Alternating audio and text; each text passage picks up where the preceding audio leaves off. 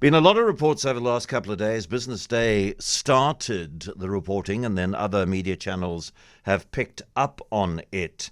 And the DA is making a thing of it as well. The number of vehicles that are fitted with illegally manufactured vehicle number plates. And to find out more, I'm joined by Jan de Lange of LASA, the License Plate Association of South Africa. Jan, good afternoon. Good afternoon, John. Thank you very much for your time. Okay, so how is a number plate made? Let's start with the real basics. Yes, it gets made by embossers. We call ourselves embossers. We are the businesses that make the final product. We get the equipment and the blank material from the manufacturers. And when we get those blank materials, when we get a client, we just put the dices into a setting board according to the registration number that we got from the client, and we press it out, and that becomes the actual number plate. And you have to apply. I mean, what are the rules around getting one of these embossing machines? Because if you've got one of those and you've got the blank spots, then you are outside of the law. I mean, so how's this managed? Yes, that is correct. If you're an embosser, the first thing that you need is an SABS certification.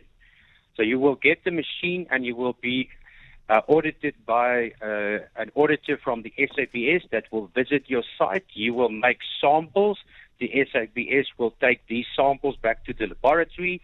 They will test these samples to see if they comply to their minimum standards. And if all is well and your facility is up to standard, they will issue a certificate. To become an embosser, you pay in excess of 40,000 Rand a year for your valid certificate. And are the blanks that you use and you emboss the number plate onto those blanks, are they controlled as well, access to them and management of them and so on? Yes, that is a different part. Also, SABS, the manufacturers that actually produce the blank plates and the machinery, they also have to register with the SABS. They do get their own certificates, and that would be a blanker certificate where they will be in the position to sell number plate blanks and equipment to embossers. There is regulations stipulated in the SABS certification manual where the manufacturers that supply and manufacture these blank number plates and equipment may only supply number plate blanks and equipment to registered SABS embossers. But that's not happening, and that's been the sort of central point. A lot of the reporting of the last week, 10 days, I read things like 250,000 roughly number plates manufactured in South Africa every month. More than half of those might be illegal. 780 SABS certified embossers, but many as 500 operating illegally. I mean, how does a situation like that arise? And where do those people operating illegally get the embossers and get the blank plates? That is exactly the truth, John. We only have 3 manufacturers in the country. They call themselves blankers, so they're the only people that supply all the embossers, the legal ones, and also the illegal trade. So they don't only supply the legal SABS embossers, but they've also created their own downstream embossers that operate illegally, obviously for just to make more revenue for them. So they're not really concerned about the crime in this country, it seems to me, because if they will not supply this illegal trade.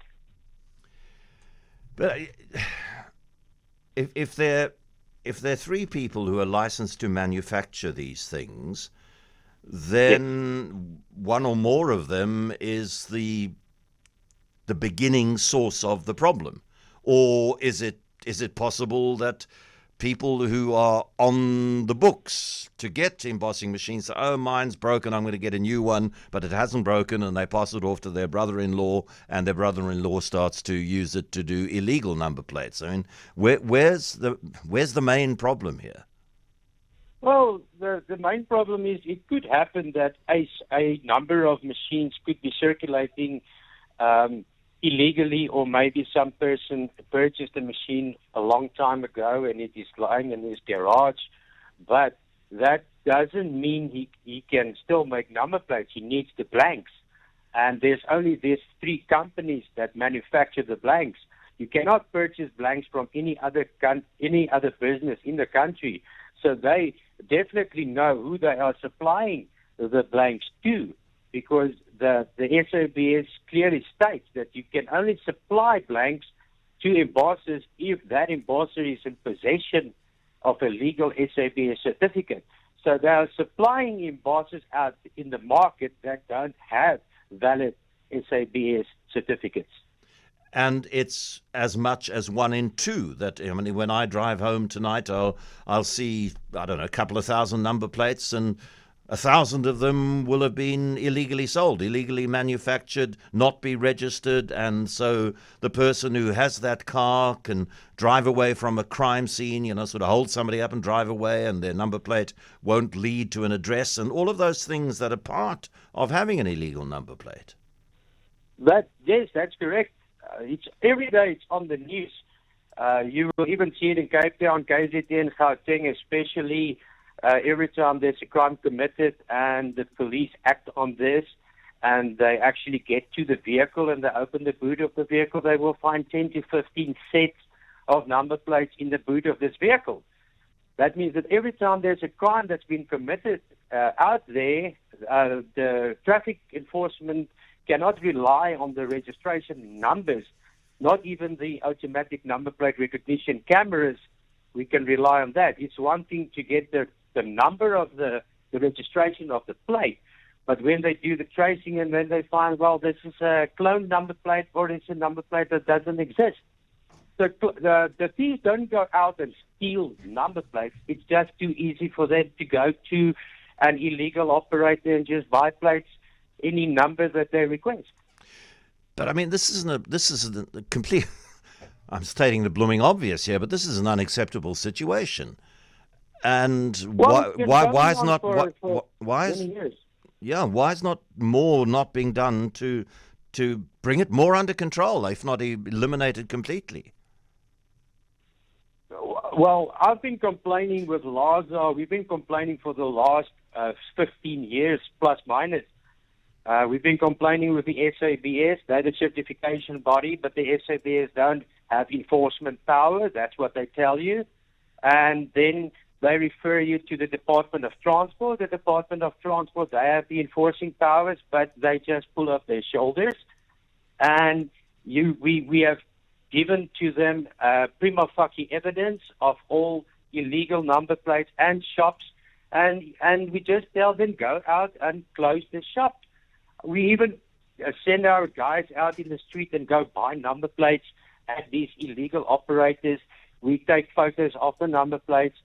We show them that you only write a number on a small paper and you get served with a number plate. Some of these people even stand on the corner by a robot and wave the number plates. And if you want to look for a number plate, they just tell you stop here, and you climb out of your car, you go purchase a number plate.